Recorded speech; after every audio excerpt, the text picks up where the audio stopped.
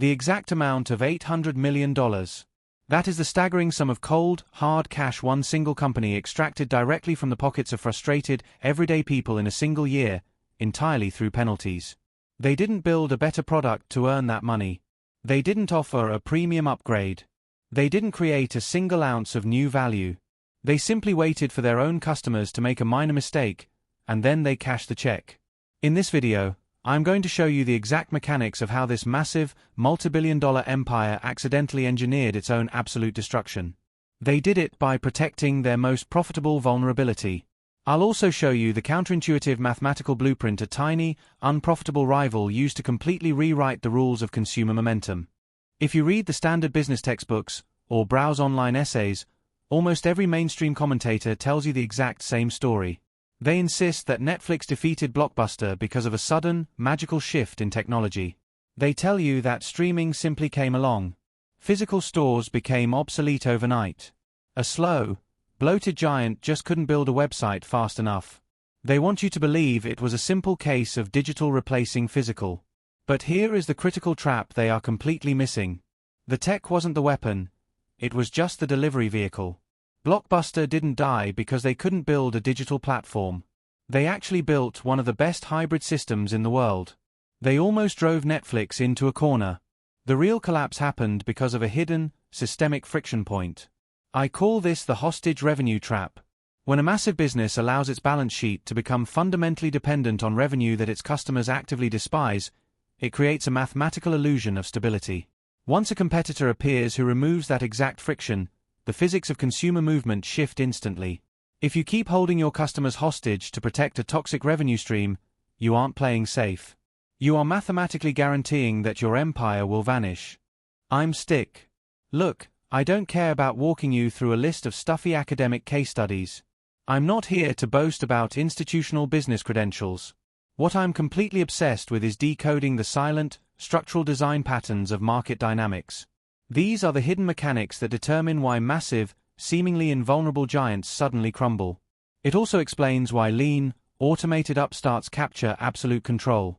If you are the type of person who is completely exhausted by shallow, surface-level business advice like they just didn't innovate, and you actually want to understand the raw, mathematical setups of true economic leverage, hit that subscribe button right now. You belong here. To truly understand why Blockbuster's model collapsed, you have to stop looking at corporate competition as a simple race between two runners.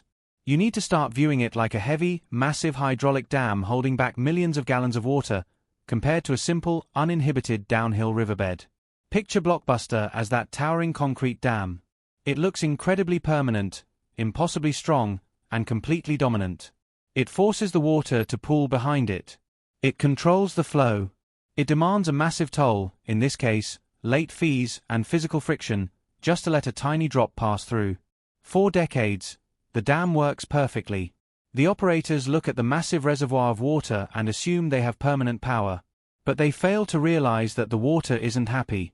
It is under immense, constant pressure, looking for any microscopic crack to escape. Netflix didn't build a bigger dam. They simply walked to the base of the mountain and dug a tiny, frictionless trench. They offered a path where the water could flow naturally with zero resistance. No late fees. No driving in the rain. No physical barriers. At first, only a tiny trickle of water leaves the reservoir to enter the trench. The dam operators laugh. But water follows the path of least resistance. Once that microscopic crack in the dam opens, the physical pressure shifts. The trickling stream becomes a rushing torrent. Eventually, the sheer velocity of the moving water tears the massive concrete structure completely to pieces. The real reason Blockbuster's leadership never saw this coming has absolutely nothing to do with basic intelligence. It was a fundamental brain and identity problem. When you run an empire that has generated billions of dollars in profit, your brain naturally stays anchored in a defensive survival mode. Because your stores are highly visible on every street corner, your mind treats physical real estate as your ultimate protective fortress. You assume that having 9,000 physical storefronts is an unbreakable moat. You start playing defense. You are nervously protecting the cash flows that pay for those expensive leases. You do this rather than asking what your customers actually want. Stat: Harvard Business Review Customer Friction Index, 2024. Data shows that companies relying on penalty-based monetization models experience an average customer sentiment deficit of over 42% compared to flat-rate subscription models. This leaves them highly vulnerable to sudden, systemic mass migration when a frictionless alternative is introduced.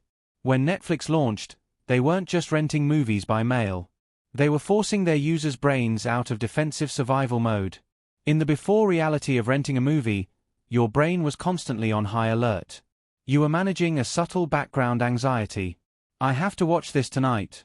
Because if I don't return it by 6 p.m. tomorrow, I'm going to get hit with a penalty.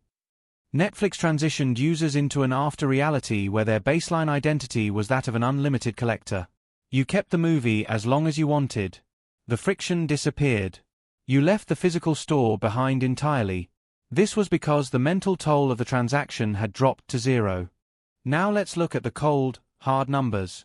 This proves how this consumer momentum completely shifts into high gear once you remove transaction friction. Let's look at the operational physics of the two models back in the early 2000s. Let's assume Blockbuster wants to serve a customer base. To maintain their massive footprint of 9,000 leased stores, they have to spend roughly $2.2 billion every single year. This is just on rent, retail staff, and utility bills. To offset those astronomical fixed costs, a single physical store has to constantly cycle its limited inventory. A hot new release movie on a physical shelf is a static asset. If a customer holds onto that DVD for 10 days, that asset is frozen. No one else can rent it. Therefore, Blockbuster had to charge late fees to force the customer to bring the asset back. Late fees weren't a random corporate decision. They were the mechanical gears holding the entire retail system together. In the year 2000, Netflix's proposal was valued at a baseline milestone of $50 million. Blockbuster laughed them out of the room because Netflix was losing money. It took Netflix roughly 48 months of painful, slow, linear grind to build up their subscriber base to 2.6 million users. In the beginning, it looked slow and unexciting. But watch what happens next. Because Netflix didn't have 9,000 retail leases, their operational cost structure didn't scale linearly.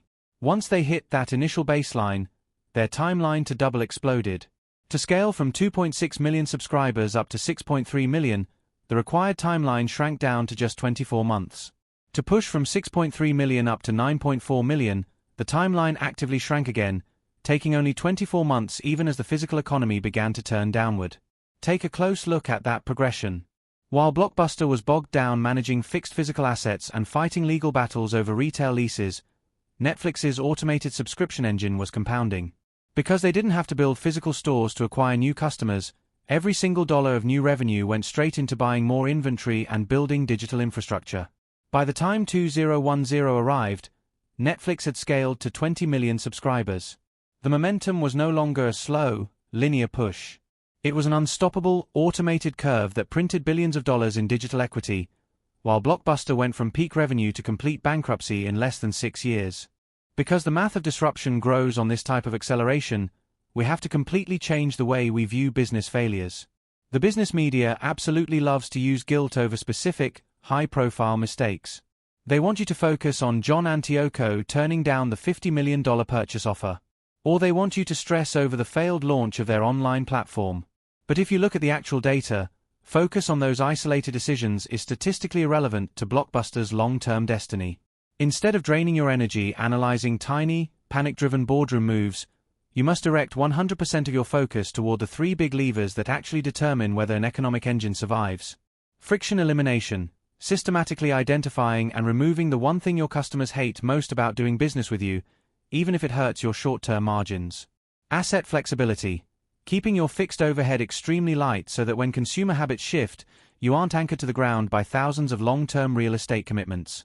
Non-linear scale, structuring your model so that serving your 10 millionth customer costs virtually the same as serving your first. If you optimize those 3 big levers, the random strategic mistakes you make along the way become completely survivable. If you ignore them, no amount of brilliant marketing or desperate pivot attempts will save you. A real-world application. Opportunity shift. The ultimate lesson of the hostage revenue trap isn't just about corporate history. The real transformation happens when you apply this filter to your own career, investments, and life options. Let's look at how shifting from a high-friction, defensive structure to a low-overhead, high-leverage system completely flips the script across 3 common real-world scenarios. Scenario 1. The income generation dynamic. Before, you rely entirely on selling high-friction, manual hours for a single corporate client. You are constantly playing defense, working late hours and compromising your boundaries out of pure fear of losing your one revenue source. You are trapped in the ultimate high-overhead, physical time lease. After, you restructure your skills into scalable, automated digital products or multi-client consulting retainers. You calmly negotiate terms from a position of absolute composure because you know your income system isn't dependent on a single point of failure. Scenario 2. The career pivot play. Before, a massive career transition opportunity pops up. But because your lifestyle is heavily leveraged with massive fixed debts, the personal equivalent of Blockbuster's 9,000 retail store leases, you are forced to watch from the sidelines, entirely unable to take the risk. After, you maintain an ultra-lean, flexible personal overhead. When a high-upside, transitional opportunity arrives, you cleanly make the jump because your financial engine isn't weighed down by fixed liabilities. Scenario 3. The market downturn. Before, an unexpected economic shock hits your industry. Because your personal finances require maximum, high-stress throughput just to cover basic fixed costs, you panic, take on high-interest debt, and slide backward years. After, the downturn is nothing more than an unexciting, minor inconvenience. Because your personal cost structure is highly flexible, you easily scale back temporary variables, keep your capital intact, and continue investing while assets are at a steep discount. At the end, it all comes down to this core truth: escaping the hostage revenue trap requires the most intense discipline you will ever exert. But keeping your systems light, automated, and frictionless is the absolute lowest price you will ever pay to buy back permanent control of your financial destiny. Once you master the dynamics of friction-free scale, the economic game doesn't stop. It fundamentally evolves. In our next breakdown, we are going to look at what happens when your leverage engine hits the ultimate turning point, the sovereign pivot. That is the exact mathematical line where the automated growth of your asset base completely outpaces your operational survival costs, shifting your entire life focus from merely surviving the market to completely dominating it. If you're ready to stop playing a defensive game with your career, your business, and your capital, and start installing real structural leverage, hit that subscribe button right now. Leave a comment below with your thoughts on Blockbuster's real failure point, and I will see you in the very next video.